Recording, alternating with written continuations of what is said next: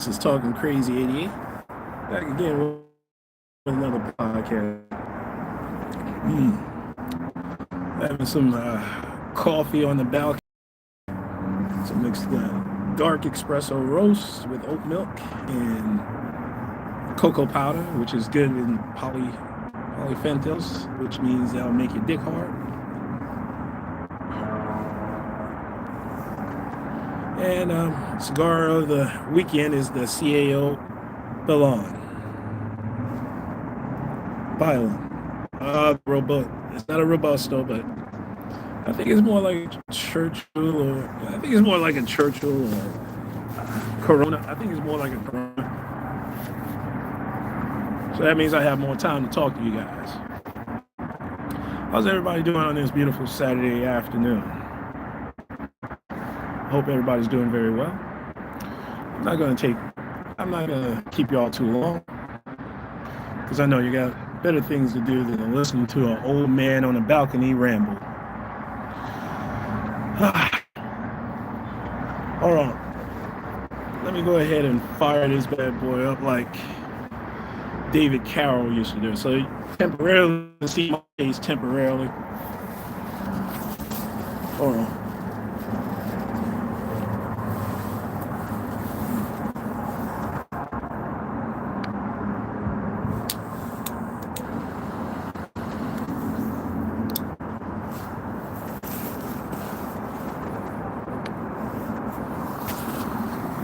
That's a tribute to the man, the man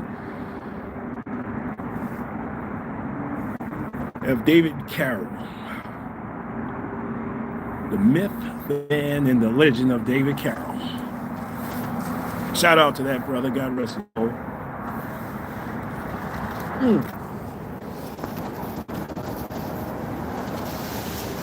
I wanted to touch base. I'll talk about what happened in Michigan, where there was a coach, Sherrod Moore, all right?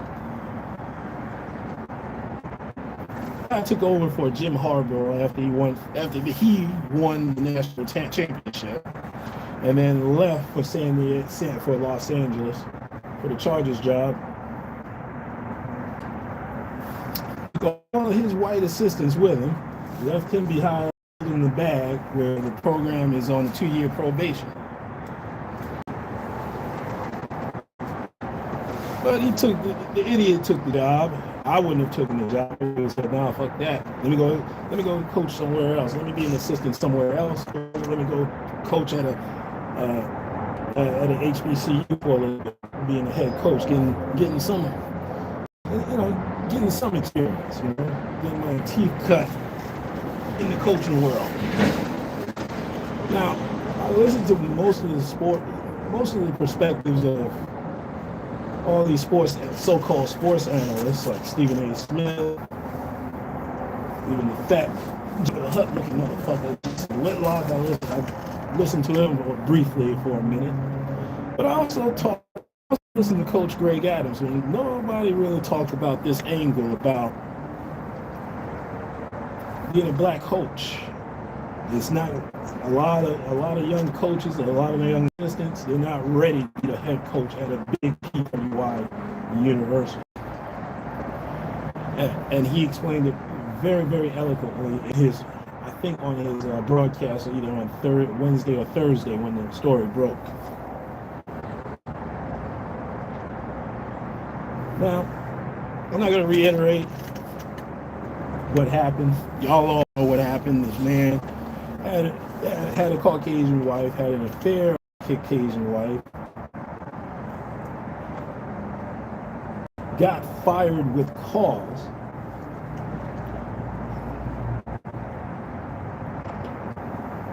not only lost his job, but the cause part is that he went over to his mistress' house with a knife in his hand, with a knife to his neck, crying about losing everything.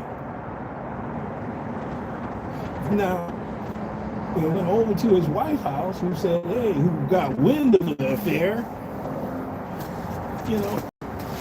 said, "I'm leaving you." And I'm taking my half black nigga kid.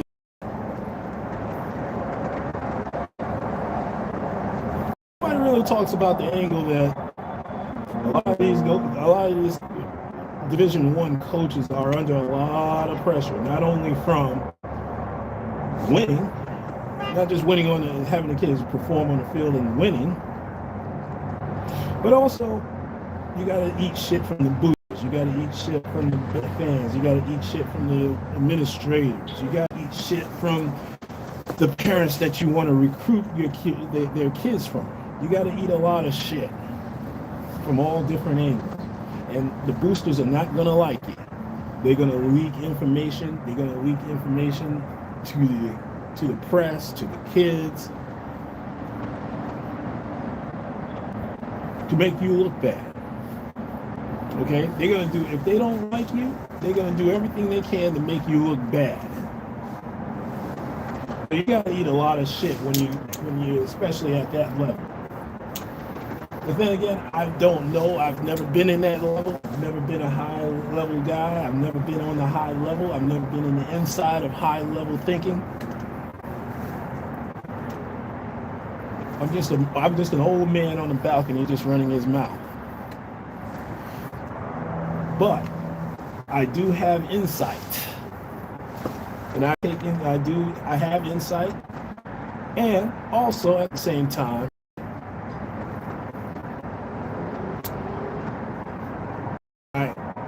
look at all angles of a story, of a situation, of a strategy.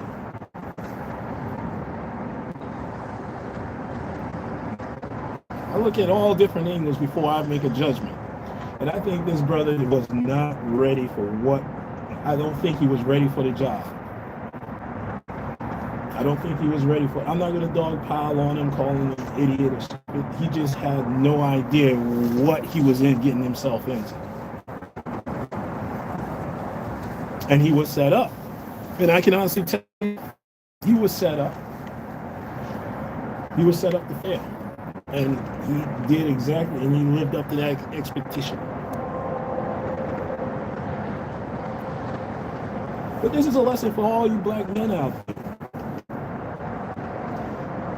Are presented because, like I said, the only way you're going to get presented an opportunity like this is if an organization is in big trouble. Okay, when the organization is in trouble, that's when you start hiring. That's when you start hiring black executives, coaches, black executives. They never, ever hire anybody black as an executive if you're winning. Okay. Yeah, he had a winning record while he was there. But he was set up to fail. They did not want this. They did not want this man to be coaching at the University of Michigan.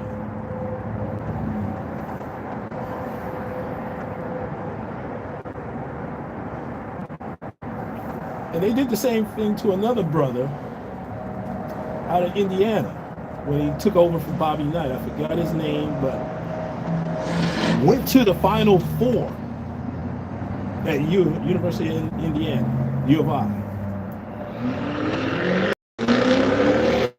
They ran that brother out of there. As soon as he went on a 5-game losing streak, they wanted him out of there. Okay?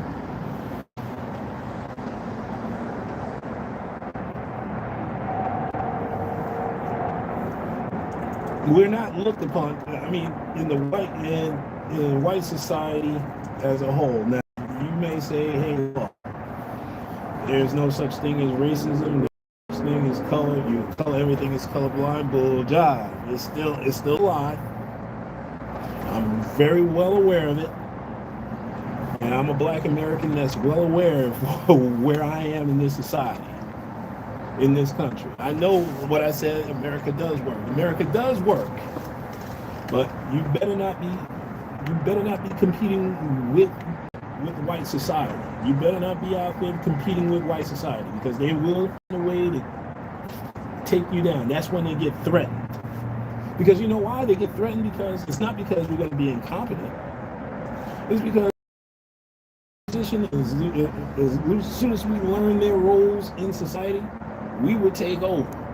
Black Americans will take over. I don't know about Africans and Caribbeans and Black Europeans. I don't know about all of that because I don't remember them having a history like Black Americans. I don't know in this country. See, white society is more threatened by Black Americans than any foreign blacks. Because you know why? They got y'all niggas wrapped around their fingers.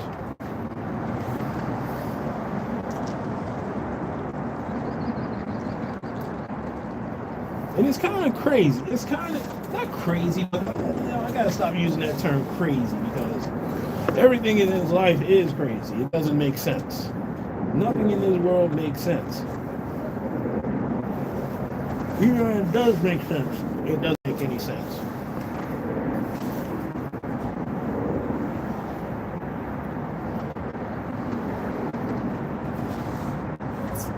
But like I said before, they got the foreign blacks that's in this country. They got you right.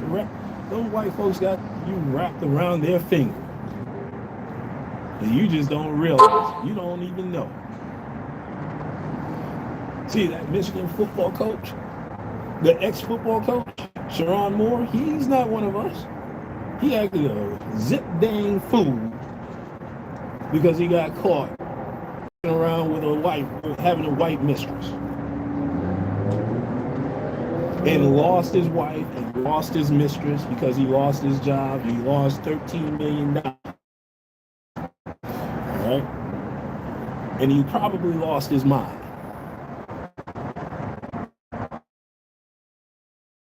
I know I had my little crash outs here and there over a woman. But as I get older, I begin to realize a lot of these women ain't shit.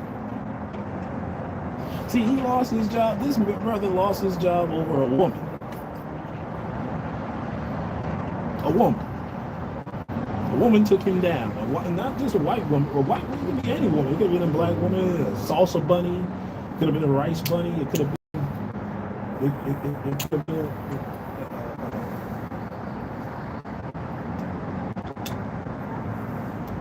It could have been a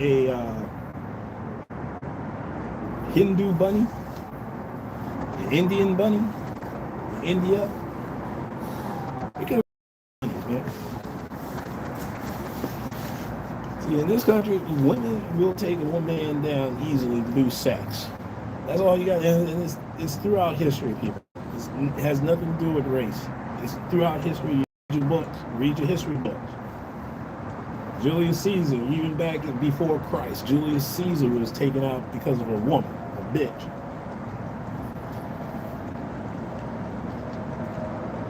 Okay?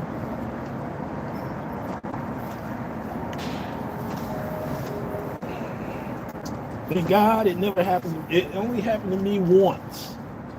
It only happened to me once, and I will make sure that will never happen again. So this is why I don't really get black women. You know, the last 10 years, I haven't given any black women grief. For what? They do the same thing as these white women, these Hispanic women and Asian women. It's just a different outcome. They just do things differently, but it's still the same result. All right.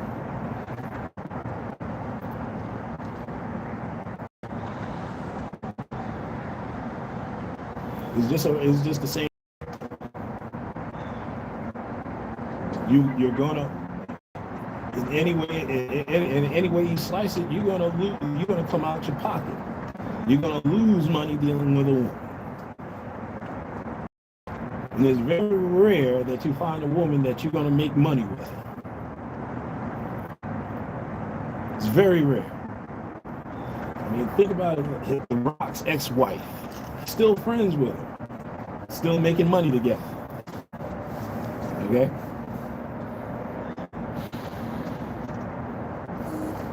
Even though he's not really a brother, he's a Samoan.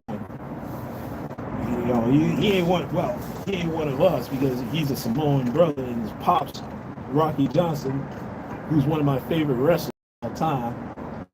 One of my favorite wrestlers. He's right up there in the top 10. Johnson. Not because of The Rock, but when I was growing up, you didn't see too many black wrestlers on TV. So he's right up there with Tony Atlas, Rocky Johnson, Tony Atlas, Thunderbolt Patterson, Pez Whatley.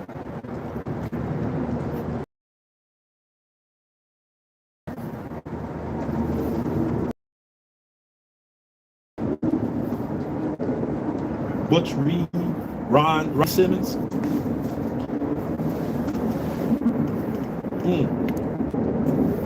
Yeah, I remember when they were. I remember when they were in the WCW in the early 90s when they were a tag team called Doom. Oh man, the two brothers beat up white folks, white wrestlers like that. Man, it gave me. Hey man, I had a great feeling, and especially when Ron Simmons won the WCW heavyweight champion, to become the first black heavyweight champion. Every time I watch it, it gives me.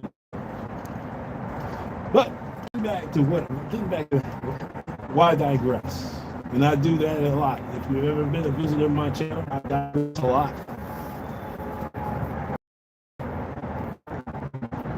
When I'm rambling on, smoking a cigar.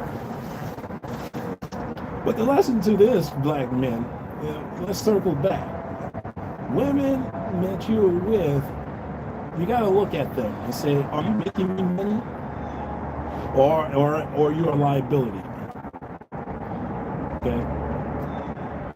This brother fucked up a $13 million job and possibly endless amount of opportunities if he had gone from Michigan. He could have coached anywhere in the country and made money because he had the University of Michigan coach as a head coach on his resume.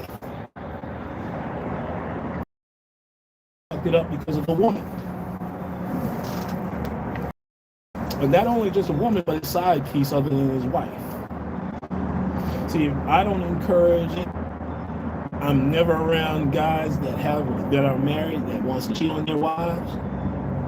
I'm not talking about going to the strip club, spending $5,000 on some hoe or hoes who's gonna take off their clothes and you get to see their titties and let them fill on their ass and pussy and all that shit.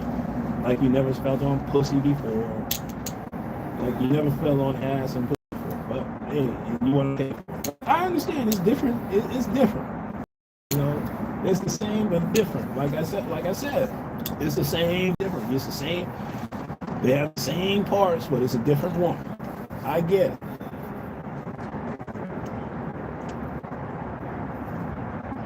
But if you're married to a woman, I don't suggest any. Encourage brothers, so you young brothers out there, you should, if you have a career, not a job, not even a job, if you have a job or a career, you really should get married because that's when you get promoted. That's when your employers see you as stable.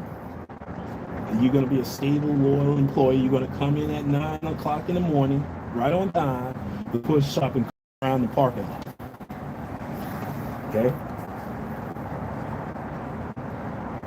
You got to think beyond sex when you finding a life. I know. Marriage is a social construct. It's not real. We're not supposed to be monogamous. I know we're supposed to be around different women on every day. I know. I get it. I had my share of fucking around, all right? But I can honestly tell you that's one of and that's what stifled my career, is not having a wife. Okay? Now, I'm not pushing marriage or anything like that, but I'll put it this way. If you want to advance in your career and look like stable, having the right partner in your corner, it does help. I've seen it happen. It makes you more responsible. Okay? It makes you a little less stupid less likely to do anything stupid. Now, I'm not saying it's not a guarantee, because Sharon Moore, because he's viewed as a fuck up national, not only to his family, not only to his wife, not only to his children, not only to his extended family and her extended family. He looks like a fuck up.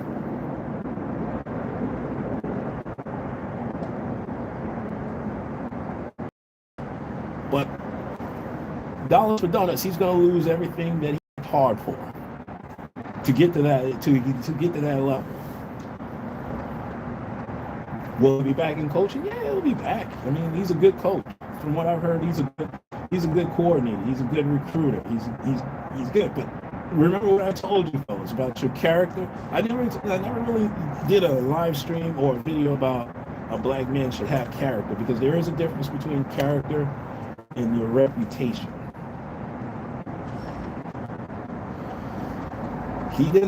Sharon Moore did not show good character by cheating on his wife and having a girlfriend on the side and using public funds to give her a raise at a job.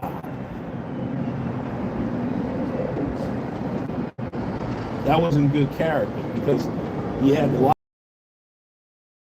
to lie to his family. He had to lie to his kids about maintaining this relationship with his side piece. He also had to lie to his side piece about, when you're gonna get rid of her and marry me. I know those conversations probably happened. I know. I may not know much about women, but I know that's what y'all women talk about. Y'all want a piece of this man and his success. I get it. Not only he didn't show good character, but his reputation, because he's up on criminal charges. That fight. Okay? More than likely he'll plead out because he acted like a zip dang fool over losing his job.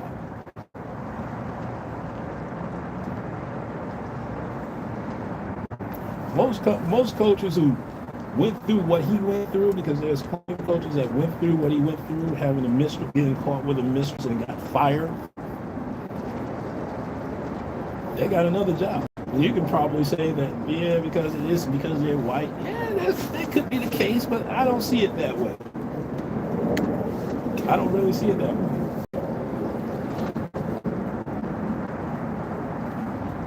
I mean, there was a coach that lied on it, got a Notre Dame job, and who lied on his resume about his coaching history. He got another job at Central Florida years later. As soon as everything died down, he got another job. Because even though he did lie, when his job, he did a good job at coordinating somewhere. He knew the right people. And this is what I mean, black folks, black men. You have to have your connections game together. You got to have it together, man. You got to have somebody in your corner that's looking out for you. Good, bad, and indifferent. You got to have somebody that's looking out for you.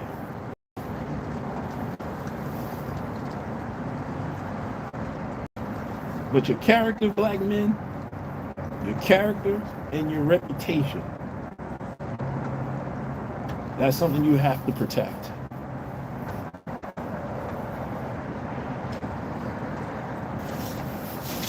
let me see where we are. Let me see.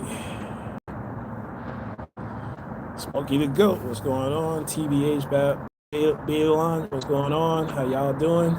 Good to see y'all.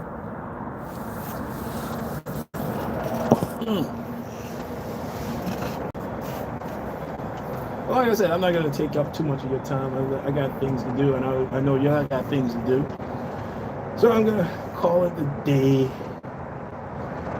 and go back out and enjoy this beautiful Saturday afternoon, this beautiful weather here in New York City. And let me go ahead and get on out of here. This is Talking Crazy 88, and I am out of here. And black men, let's be careful out there, all right?